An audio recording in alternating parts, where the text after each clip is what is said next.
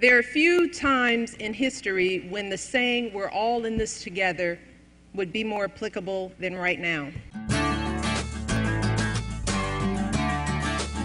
Charles Best, he came up with a revolutionary idea during lunch in the teacher's lounge. My colleagues and I were talking about books that we wanted our students to read, field trips we wanted to take them on, art supplies that we needed, but these ideas wouldn't go beyond the teacher's lunchroom. And then I just figured that there were people from all walks of life who wanted to help improve our public schools. Through DonorsChoose, ordinary citizens can directly fund projects initiated by enterprising public school teachers. This video told a very interesting story. I'm not sure if all of you got all of it, so I'm going to let Charles Best tell us more and let us know what this is all about. Thanks, Charles. Awesome. The highlight of the video is that when Oprah Winfrey did her last Favorite Things show, she announced DonorsChoose.org as her ultimate charitable favorite thing. And the other highlight, which I always like to gratuitously mention, is that Stephen Colbert is our hardest working board member. Such a simple, wonderful idea. It connects individual donors with individual classrooms and individual teachers and individual projects.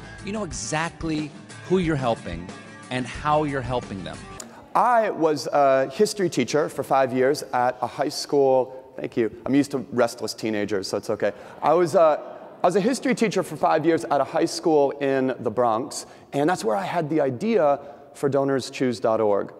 To get my colleagues to try out the site, I put my mom's paired dessert in the teacher's lunchroom, and I said, whoever eats this dessert has to go to this newly created website and ask for whatever it is you most want for your students.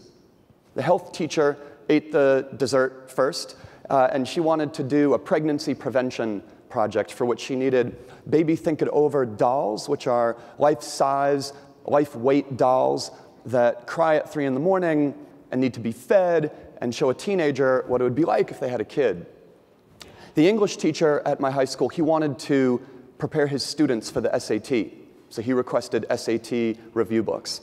The art teacher wanted to do this huge quilt with every student sewing a square, and for that she needed fabric and thread and needles.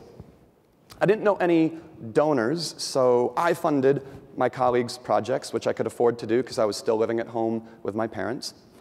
And I donated anonymously, so my colleagues mistakenly thought that the website actually worked and that there were all these donors on the site just waiting to fulfill teachers' classroom dreams. And that false rumor spread across the Bronx, and teachers started posting hundreds of classroom project requests on our site. We needed to find some donors right away, so my students volunteered after school every day, writing letters to people, telling them about this website where somebody with $15 could be a classroom hero. And those letters from my students inspired our first real donations. That was 11 years ago. Today, teachers at half of all the public schools in America have posted projects on DonorsChoose.org. 5 million kids from low-income families now have the books, art supplies, field trips, technology that they need to learn. This school year alone, we'll see 350,000 people give $41 million to classroom projects.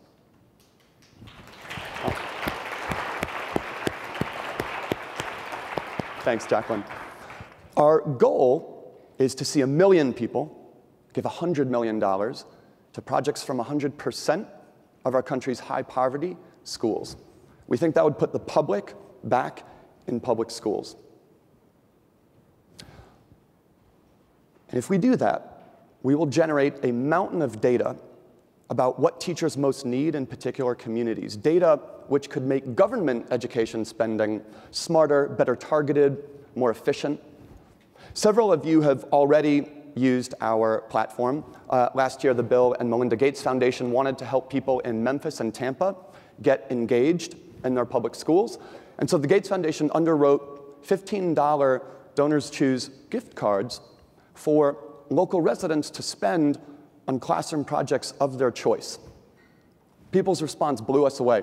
5% of the entire adult population has supported classroom projects on our site posted by teachers at military-serving public schools.